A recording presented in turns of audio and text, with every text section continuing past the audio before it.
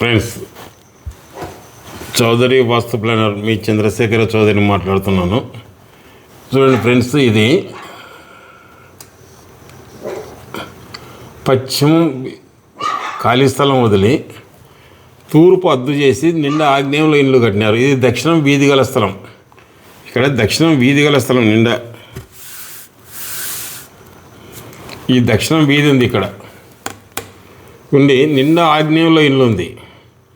Kitchen నిండా ఈశాన్యంలో పెట్టినారు. ఇక్కడ ఇది ఈశాన్యం. ఇది అంటే ఇప్పుడు ఈ స్థలం వల్ల ఇదల్లా ఇలాదే. ఈ స్థలము ఇదల్లా ఇలా దాదాపు 300-400 అడుగులు ఉంటుంది. ఇది ఉంటే ఏం చేసినారు, ఇక్కడ జిన్ను ఉంది.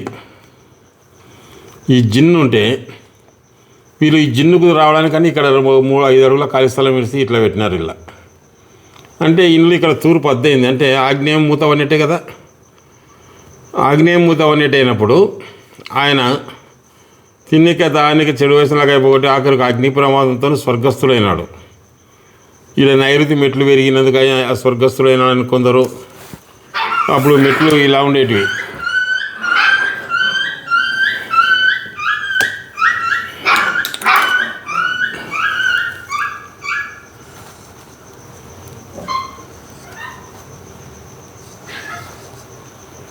మెట్లు ఇలా ఉండేటివి, ఇట్లా ఉండేటివి.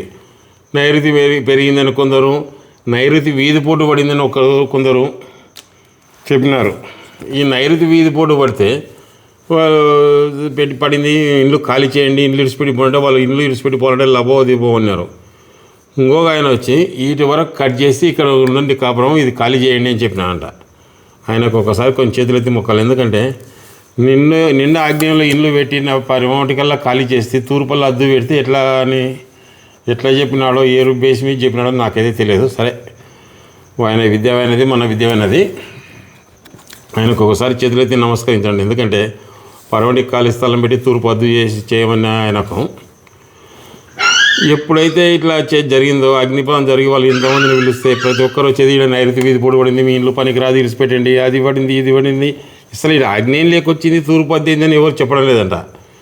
సరే, ఏం చేయాలో దాకా నాది ఎవరో నా పేరు చెప్తే నేను పోయినాను. పోతే ఇక్కడ ఏం జరిగిందంటే ఆయన కరెంట్ షాక్ కొట్టి ఆయన అగ్ని ప్రమాదం జరిగి స్వర్గస్థుడైనాడు. స్వర్గస్థుడైన తర్వాత ఈయనకు కూడా, ఈ పిల్లోనికి కూడా ఆయనకు ఒకటే కొడుకు. ఆ కొడుకు కూడా ఏదో కేసులు స్టేషన్లో కొంచెం తిరిగినాడు. ఆయన తిరిగిన తర్వాత ఇంకా పరిస్థితి అర్థం కాక రోజుకు ఇబ్బంది పడుతూనే ఉన్నారు. భయం పట్టుకుంది రోజుకు. ఉన్న ఒక కొడుకు ఏదైనా అవుతుందేమని ఆమె కాదు కదని పిలిపించింది. పిలిపిస్తే అక్క ఈశాన్యంలో పొయ్యి ఉంటే కూడా పెద్ద కుటుంబాల అనుభవ సత్యం. ఈశాన్యం పొయ్యి వలన లక్షలు సంపాదించినా 10 రూపాయలకి ఎత్తకాల్సి వస్తుంది. అన్నదమ్ములు, భార్యాభర్తలు, తండ్రి కొడుకులు అన్నిటితో పట్టడం కాక విపరీతమైన ఖర్చు కలిగి ఉంటారు. కొన్ని ఇళ్ళలో వంశం కూడా ఉండదు. అక్క నా మాట ఎన్నో అంటే ఆ మగపిల్లలు లేరు మాకని చెప్పింది. మా కొడుకు మగపిల్లలు లేరని చెప్పింది. సరే, వాళ్ళ కథ గడగ పెట్టు. ఇప్పుడు మీరు చేయాల్సిన పని ఏంటంటే అక్కడ పరమటికి 5 అడుగుల ఖాళీ స్థలం ఉంటే తూర్పున 8 అడుగులు ఖాళీ స్థలం చేయాలి.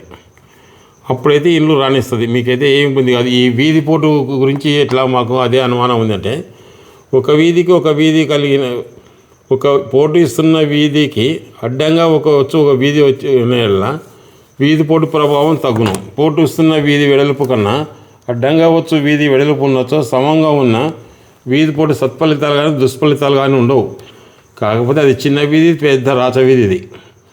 కాబట్టి మీరు దాన్ని సబ్జెక్ట్ విడిచిపెట్టండి. అది కాదు, మీరు చేయవలసిన పని ఏంటంటే ముందు తక్షణం ఇక్కడ ఈ ఒక అడుగు ఖాళీ, ఒక 5-6 అడుగులు ఖాళీ చేయండి. ఇది కిచెన్ తీసేయండి. ఇది వీటి వరకు ఖాళీ చేయండి. ఇక్కడ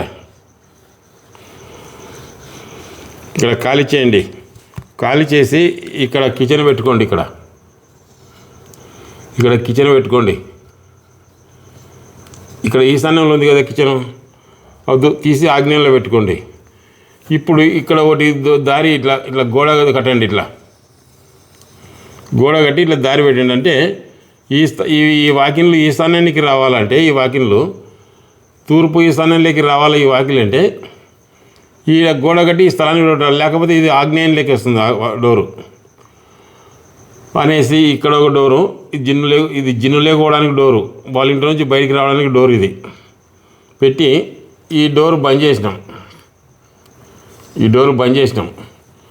బంద్ చేసి ఆ పరమటికి ఖాళీ స్థలం ఉంది కదా, అక్కడ ఎంత ఉందో ఇక్కడ ఎంతకన్నా డబల్ అంటే 10 అడుగులు ఇచ్చినాం మేము.